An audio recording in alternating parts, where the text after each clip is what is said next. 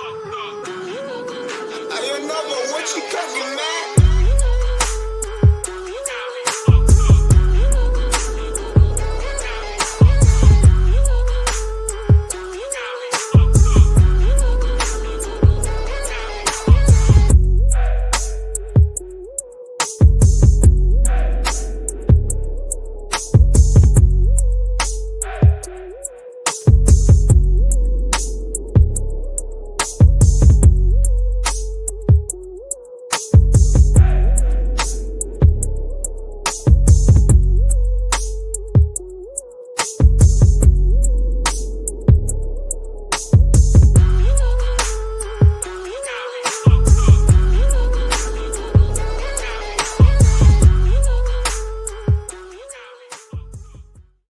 Oh, baby, it feels good to be back. What's up, fellas? Good morning.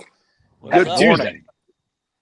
Good to see everybody. Good to be back. I felt so bad last week. Couldn't be here. We were in Colorado Springs at an RV park that had quiet hours, so I couldn't go outside, and the family was inside, so I was kind of trapped. But I got to watch the show and listen to you guys, and it's good to be back. Shout out to our boy Pedro. Not feeling so well this morning, but he'll be back next week. Hopefully, he's doing a lot better today, real soon. What's up, fellas? What are you guys up to today?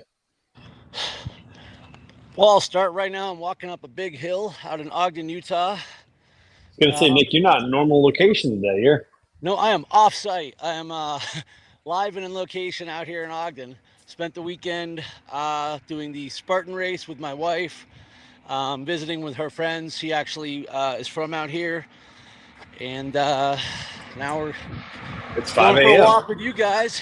I'll be hopping on a flight back to Tampa this afternoon. That's right. It's early out there. It's 5 a.m. Well, thanks for getting up. Appreciate that. Michael Lombard, looks like it's still a little dark down there in Waco, but sun's starting to come up. You got some cloud coverage today down there. Yeah. For some reason, it's still a little dark, probably because of the clouds. But no, that's Pedro's up by Waco. I'm south of Austin. Oh, that's right. You're in Austin. That's right. So yeah, the weather's crazy. It's it's good to have you back on the show, Trey. Definitely some cool stuff from over the weekend that I definitely wanted to pass back on from when I was over at a friend's house on Sunday. But I can tell you, I think on LinkedIn today or something, I want to post is I can tell you that the flooding in Central Texas has been quite crazy, and it's been really, really fascinating to see from my side, like how much the community around Central Texas has really rallied around the local businesses and I know several people who've been down in Kerr County and throughout different parts of the area who are just flooding the place with chainsaws and equipment, and people are just crowdsourcing all this stuff to really start cleaning stuff up. And they're still kind of reeling from it. There was some rain that still came in, and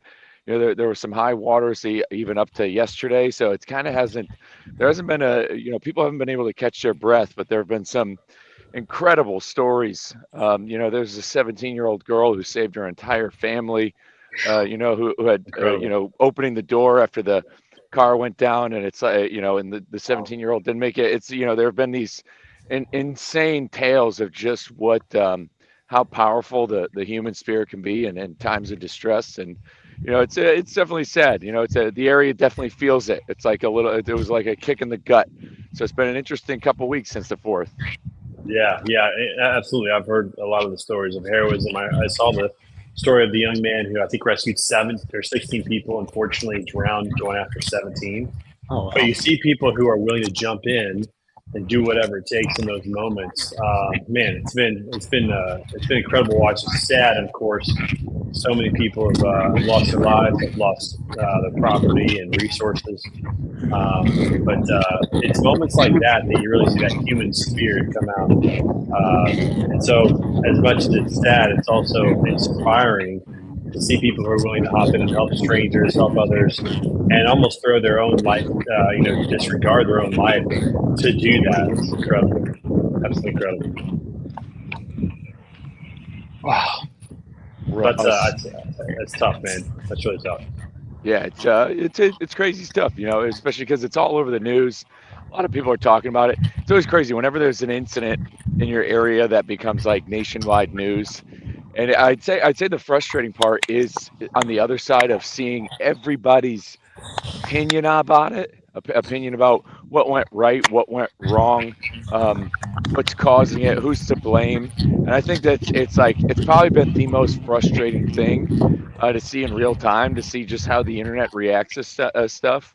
And I think about that Mr. Rogers quote is, you look for the helpers. You look for the helpers. Everybody who gauges this opinion about these things clearly doesn't have anything else worthwhile going on to where they're doing anything to help. And it's just annoying trying to ignore all that noise.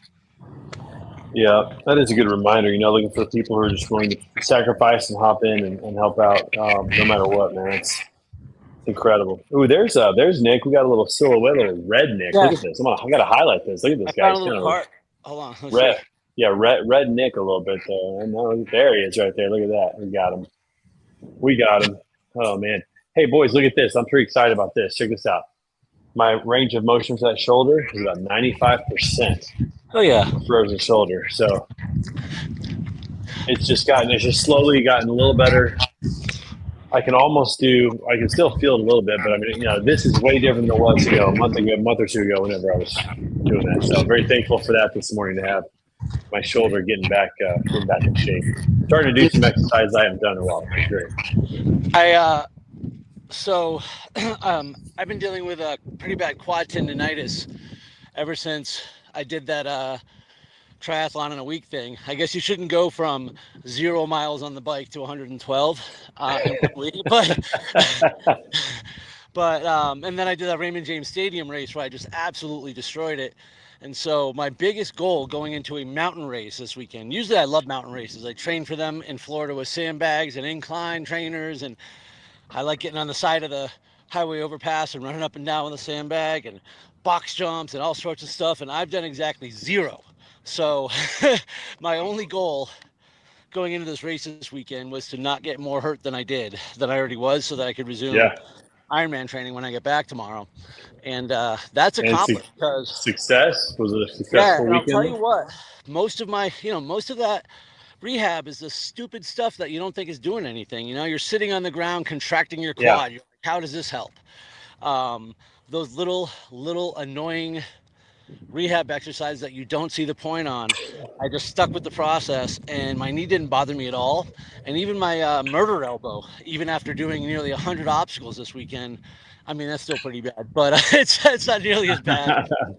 It's not nearly as bad as it could be, and that's not the one I was worried about. So on the rehab front, very exciting. Got to stick with the process. So I'm happy to see that for you too. Yeah, it's tough. I was going to say, from the fitness standpoint, it's good to mark out, because this happens to people a lot, especially starting out, especially if people are getting into running, that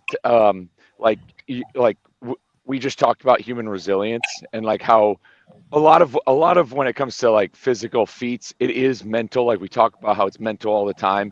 And I often say that to people who are getting into running, who don't believe that they can run. They're like, I don't think I could ever run 26 miles. And I'm like, under duress, you would, like, gun to your head, or if your family was kidnapped and the only way to get them to go is like, you have to do XYZ, like, odds are you're going to do that task. But like the kind of caveat to that is it will come with a price of possible pain or injury. And so when people are getting into running, what they'll find is, and I've seen this a lot with runners, like people who are brand new, they catch the bug, they kind of get addicted to running, and they're like, wow, I can go further. Like, they'll run 3 miles one day, and then the next day they're doing this, and they'll go from running 0 miles per week to 30. And when you do that right away, you are running at risk of injury, because you definitely need to do all the other complementary stuff, like the right strength training, like the mobility work.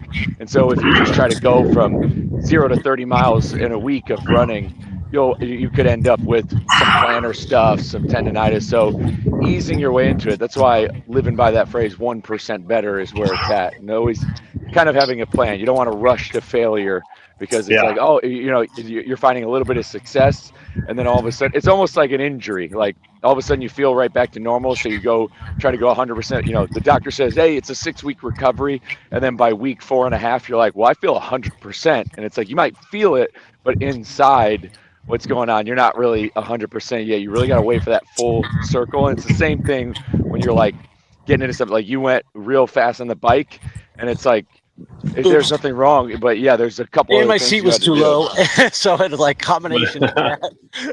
Yeah. So yeah, it's just a don't rush to failure type it's type like thing. it's like right there. I'm doing some incline presses with only 15 pounds, and you almost feel like, gosh, it's only 15 pounds, or it's only 10 pounds, it's only 1 mile, or whatever it is. But it's like just building that back up and being okay with that. Like push-ups, my physical therapist has been talking about push-ups, about focusing on having really good form and having negative resistance and just going slow. And so like right now, instead of doing 10 or 15 or 20 push-ups in a set, I'm doing 5. And it feels like I'm not doing anything, but at the same time, it's like building it back up. This Saturday, I went out for a bike ride and did some training at the local high school at the football field, and I was doing like 20-yard exercises with my legs. But then in between, I was doing push-ups and I was doing like things with my arms, just to try to start to get that motion back. And man, it's so frustrating, but yet that's what it takes to get back and not have further injury of trying to go too hard or do things I used to do. It's humbling, no doubt about it. And to put it in perspective too, other than my cardio, the only thing I did to train for the mountain was those stupid exercises that you don't feel like are working. So it's that compound effect of, honest to God, man, if it was anything like May, I wouldn't be walking today. And so, there is the little exercises, the consistency, the power, it adds up. And so let me talk about the Spartan race if I can for a second, because yes, please. A couple things. Number one, this mountain is absolutely gorgeous. Oh yeah. It's Snow Basin Mountain, where they had like the Olympics back in 90 something, I think. Maybe it was 2000, whatever. It's absolutely gorgeous. It's highly technical, and it was like 97 degrees out. So again, I went at it just thinking, all right, I'm gonna go. I'm not trying to win this thing here. I just, I'm giving a solid effort. And there was this one climb between like mile 5 and 6 that just absolutely took some souls. And I was just thinking about this when Michael was talking about the marathon. Sorry. How, people will be like, I could never run that far. Well, here I am in the middle of this event. The elevation's getting to me. The heat's getting to me. I'm just getting weary in the head. That one climb just took so much out of me. Most of the obstacles were in the last 3 miles. And I was looking ahead at the little tape marking sign that just had the arrow, and there was maybe one every 100 yards. And so I'm like, all right, that's as far as I need to go. That's what I'm looking at. And then after a while, on the last big climb, I'm not kidding you, I would look every 25 feet. Just find the new rock every 25 right. feet. That's right. Yeah. And you get just through the keep those legs, level. keep the legs moving. Keep them moving. That's right. Just look down and keep moving. Don't look up. I've done zero obstacle training since last fall, since I got hurt. And yet I took it one obstacle at a time. And I actually completed every one except the damn spear throw. Yeah. Well, I'll tell you what, you were doing there was one of those, kind of jungle gym ones where you're going across and the rings and all that kind of stuff. I mean, I was so jealous. That's my favorite stuff to do. That one was actually fun because they don't have that one ever. It's modified. They combine two nice. obstacles. So yeah. That was a lot of fun. So I did get hurt on Saturday. I just tweaked my back pretty bad, and it'll be better in a day or two. But on Sunday, it was just a survival fest, and I was going out with my wife and her friend, and I had to do that obstacle again because it was just so much fun. I didn't know how much it was going to hurt. But so one of the other things, though, about this weekend, and I was thinking about this, and this is why it's just so relevant for this meeting, is my wife's friend's 8-year-old son. We got him out there to do his first Spartan Kids race. All right. Now, when I first met this kid, when he was 1 year old, he was doing backflips off his jungle gym, landing on his head, getting back up and climbing up the slide. And I was like, this kid needs to do a Spartan race. So to finally get him out there to do his first race was super exciting. But what happened after is he won't shut up about it. So it sounds like the rest of us. But here's the cool thing. He's asking me, he's like, hey, how do I train for my next Spartan race? And I honestly got to tell him, and I said, kid, don't change a thing. This kid gets up, and the moment his mom is awake, he goes, Mom, can I go play with my friends? He's on his bike. He's up at the park. He's on the mountain. They're creating obstacle courses around. They're running, jumping, crawling, and lifting things. And he runs twice a week. So, listen, do not stop playing, period. That's the takeaway on that one. That's awesome, man. That's so cool. I love seeing kids getting involved at a young age, which is great. It's been fun to see my daughter taking her health a lot more seriously now. She's 17, which is really cool. Man, it's so good. I have to say this, though. I got to pause for a second because I got to say there's something that you guys said. It was either last week or the week before that I've just been thinking about a lot. And it was, Michael, I think it's what you said about how iron sharpens iron and how it's an uncomfortable process. It's not a pleasant process. There's pain involved. There's metal being ripped apart. There's sparks that are flying. There's heat that's involved in that process. And I just kept thinking to myself, like, as much as I love just hanging around you guys and there's like a feel good positivity to it, there has to be something a little uncomfortable about this process. And I've just been thinking about that a lot, man. I appreciate you guys saying that. That was a good reminder the other day. And it was actually a Scott, the Freight Sensei himself, who had sent me the video on that on Instagram about that iron sharpens iron. And that's it is uncomfortable because I have to have these conversations with some of the people I coach. Nick and I have been we've been kind of rough with Alex, over in Serbia and getting him ready. We're on his case about what he needs to be doing and the gravity of the situation, just how big the race is, and we're really pushing him away to where it's sometimes in my heart, I feel as though it's like, man, am I sounding too mean? But that's exactly what that phrase is all about. That iron sharpens iron. Like it's supposed to be. You're supposed to be pushing those people to their uncomfortable limits, not enabling. Being like, oh yeah, man, it's okay. You can keep doing this. And I'm not saying there's always a point. There's this fine line between recovery, knowing your recovery. You don't want to hurt yourself. Like there's a fine line between knowing when you just need to keep showing up when you don't want to, and also realizing, okay, wait, we don't want to hurt ourselves.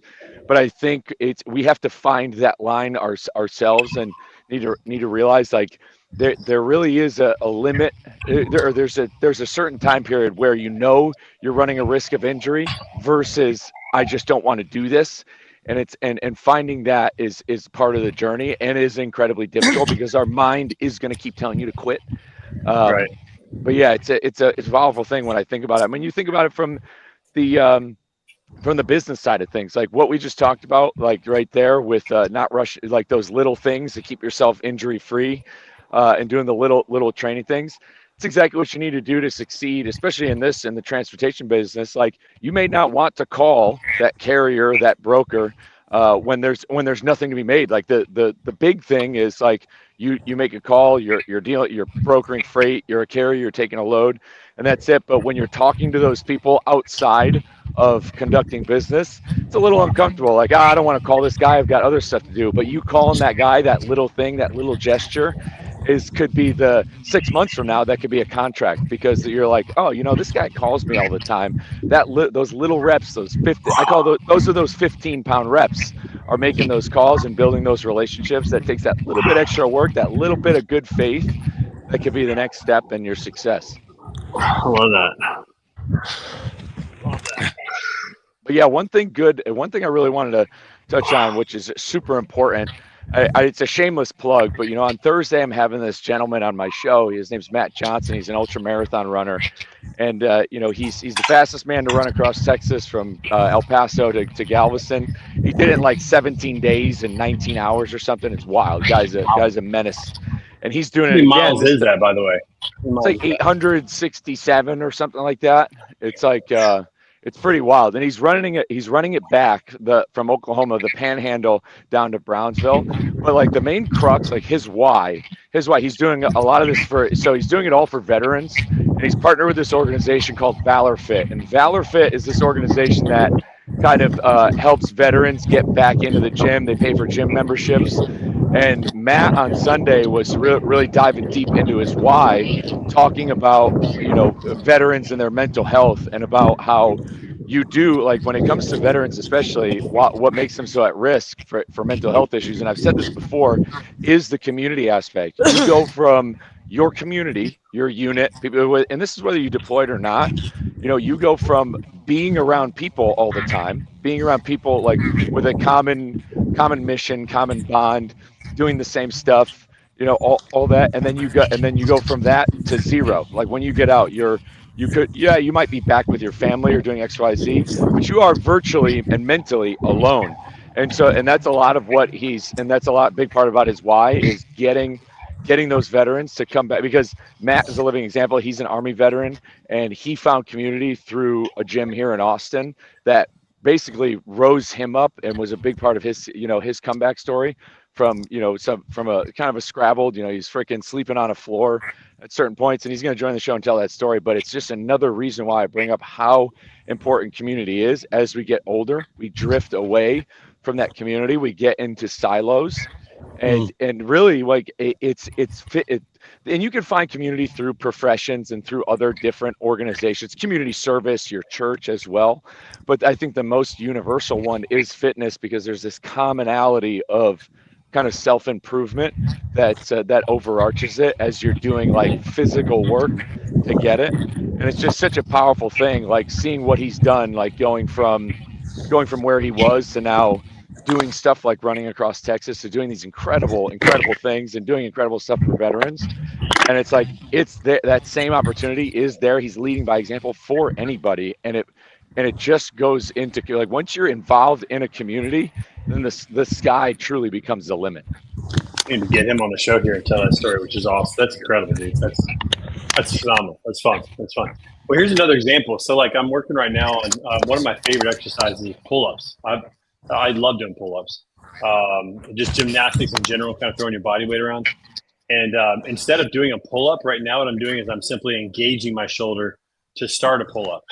So I'm doing different exercises on the pull-up bar. It's like right now, instead of doing a pull-up, I'm trying to do as much of a free hang as I can, and then trying to engage at the start of a pull-up and then go back down. A little scapula traction. Shoulder. Yeah, it's just trying to get that shoulder, and like this is what it is going to feel like, and I can feel it. Like whenever I do it, I feel my shoulder like kind of shaking and just trying to get back to being comfortable doing that.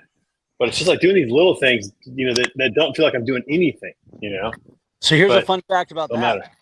A lot of people will see Spartan Race and be like, oh, I can't do pull-ups. I can't do the obstacles, bro. Pull-ups are the weakest part of my game. But the other thing, you don't need to do full pull-ups. If you you only need to do the scapular part to be able to actually hold yourself up and swing the overhead obstacles. It's just about engaging the grip, and I don't think the dead hang gets enough credit. Yeah, but it's amazing. Best things you can do. Right, but it's amazing how just like that little thing right there, like I just feel my shoulder working. Like just like I don't take for granted any longer some of the easy things that you can do in life. Like just having to build that back up and slowly get back to where I was before, which is a tough place to be, that's for sure. Guys, I wish that you were going to get to see what's behind me for a couple reasons. Number one, it's just gorgeous, and it's not even one of the bigger mountains. But fun fact again, I wrote, so in 2016 is when I started doing Spartan training, and my third day is when my wife and I flew out to Utah just to take a few days to visit a friend. And so I did my training. And so one of my first training runs was actually on this road that I'm walking on right now, 9 years ago, when I was just training for my first Spartan, when I couldn't run 3 miles consecutively, when I had no idea there'd be hundreds of races or that fitness would even be a part of my life. This was just part of the transition. And I even write about it in my book, and I was hoping to get to just share that little place with you right now, but, well, just pretend it's pretty. You can see some shadows. Well, I was just there. I know how pretty that was. That area is beautiful. And I shouldn't leave this out because I put a lot of stuff on there, out there already, but I can't remember. It's not always for me. That yesterday I actually celebrated my 11th year of sobriety, and you know what? Yeah, baby. Did that 1 inch at a time too. Which I wanted to congratulate you on that, because huge, something really powerful I went to on Friday. A friend of mine invited me on Friday to his one of his meetings. He was getting his 1 year coin. He was getting his 1 year coin. He invited me, and I thought, and that meant a lot.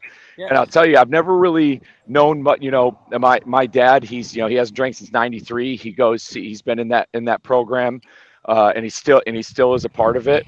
And that was my first time really seeing it. And what's crazy, going right back to what I just said about community, I went to that place, and it's like, in that entire program, which the Alcoholics Anonymous program, that entire program is built off the same stuff we talk about on the show. Showing up when you don't want to, the idea of having sponsors, having support, like you have to do little acts of, it's not really community service, but you kind of got to do stuff, like whether it's making coffee or like holding the door. Like there's a few like monthly or weekly like things you do. There's like little things you do, and it's all these like little disciplines. And there's like nightly reflections, I believe. There's a lot in this big book that they have. And I learned about all these things that are in this program. And this is how people this is how people recover. Like it's a program set for people to recover from an addiction to alcohol, and it's so relative to how you can. It's crazy because the entire program is exactly what you need and you should want to do to succeed at anything. And it was so powerful to see, and it was powerful to see how that community rallies in those meetings, how they talk, how they engage with each other, how like just how welcoming it is. It was super powerful. So I really wanted to congratulate you, Nick, because now I kind of see the work that goes into it, and it's more than just quote not drinking. Like there's a lot more work you got to put in to be able to keep yourself kind of off from using that stuff. And it's astounding.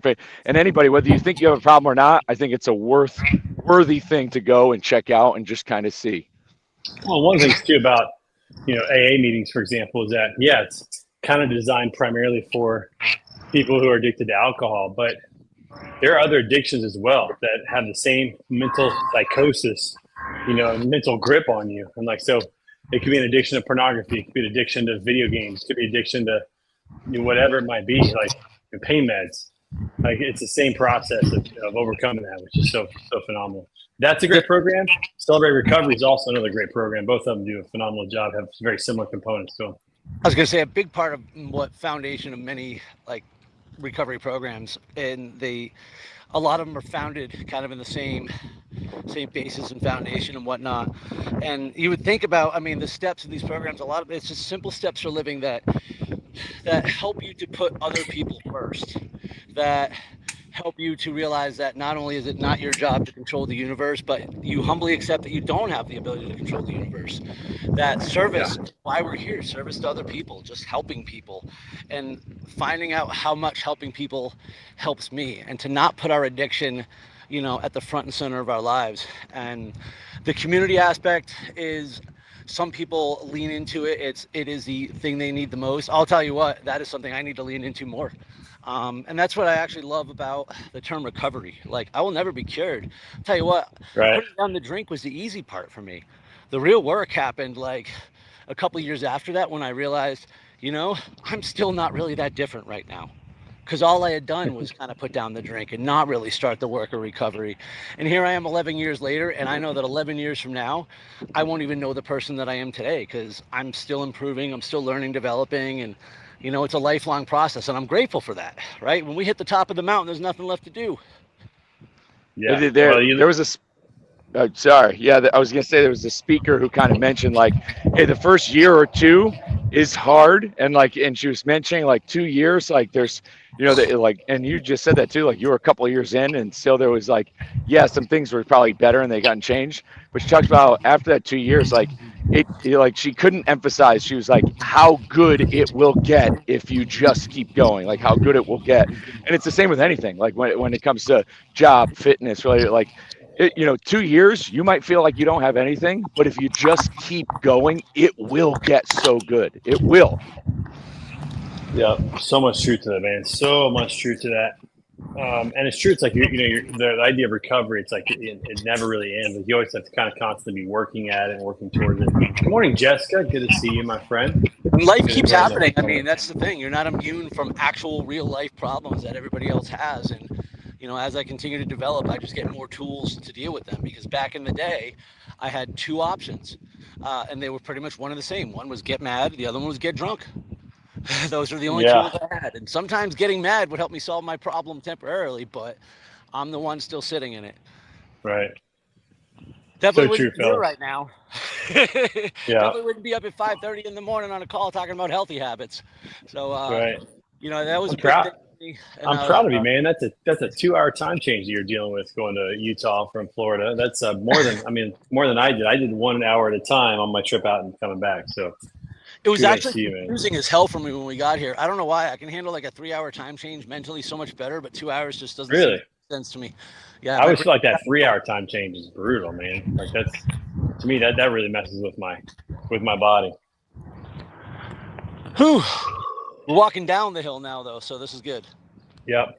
So something I'm also excited about is that I think my wife and I are going to do a 5K together and get back into it together. We used to do these all the time back 10 years ago. We ran a couple of half marathons, and we're doing that. And we just kind of let ourselves slip for a little bit the last few years. And so we just talked about it, and I said, I'm going to do a 5K. I'm just going to sign up for one and get started. And she goes, I'm going to do that too. So we're going to sign up for a 5K in September, I think, and start moving that direction and get back involved with that, which I think is great. And that's enough time for her to start, walking and starting to jog a little bit and get back into it. So looking forward to that. Also looking forward to my next, hopefully, like we talked about this, we got to get a Tough Mudder or something, or a Spartan race and go do one together. That's what we got to do. That's our next one. So maybe Texas might be a good one to do in the fall or something. I don't know. We got to find one to do. We can go November 8th, go Orlando. together. Be a great beginner course for people. Ooh, November, no, Orlando sounds pretty good. It's actually it's at like a city park, so it's not, you don't get the benefit of kind of being out in the cool wilderness, but it's a nice inclusive course, I guess.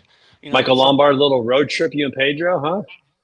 What's crazy is I know on the 8th I already have a wedding that day, but I think a Tough Mudder and Spartan race on the calendar would be very good. I think we get the whole community. I think we're making a community event, an Iron Minds. We get an Iron Minds team, and we get one. There is Everybody an event outside Dallas in October. It's called like Twin Randian Canch or something. Jesus Christ. Canyon Ranch. Canyon Ranch. And then also the Spartan Trifecta weekend in Florida is in December. It's like the first or second weekend. And that one's at just the farm in the middle of nowhere. But depending if it rains or not, a couple years ago, it was an absolute swamp. And they dragged us through 1.7 miles of knee to chest swamp. I've never wanted to quit a race so bad in my life. I started to panic at one point.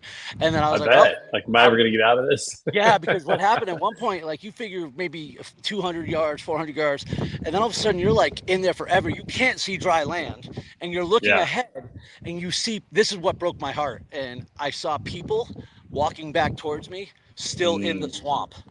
And I was like, oh no. Honestly, there was a moment where if I could have quit, I might have. And so after a few minutes, I was like, oh man, this is a good race. Because that's what I want. I want to get that break moment and then not quit. Yeah. We need to crowdsource this. If you're watching this, let us know if you have a race near you and if you participate on the team. We definitely need to have an Iron Minds team and go do something here in the next few months. I think it'd be great. Also, I think it's North Carolina in mid-November too. Dude, all those sound wonderful. That's for sure. So, all right, gentlemen. Well, hey, listen, our time is up this morning. Everybody out there, hey, listen, don't forget, find your tribe, find your people, stick together, get your community going. That's right. As iron sharpens iron, so one man sharpens another. Get after today. We'll see you guys in the flip-flop. John, good question. When? We're looking at this fall sometime in the next 3 months. So we're trying to put something together maybe by November. So start jogging today, brother. That's right. We got to get after it. All right, fellas. We'll see you out. Peace out. See you next week.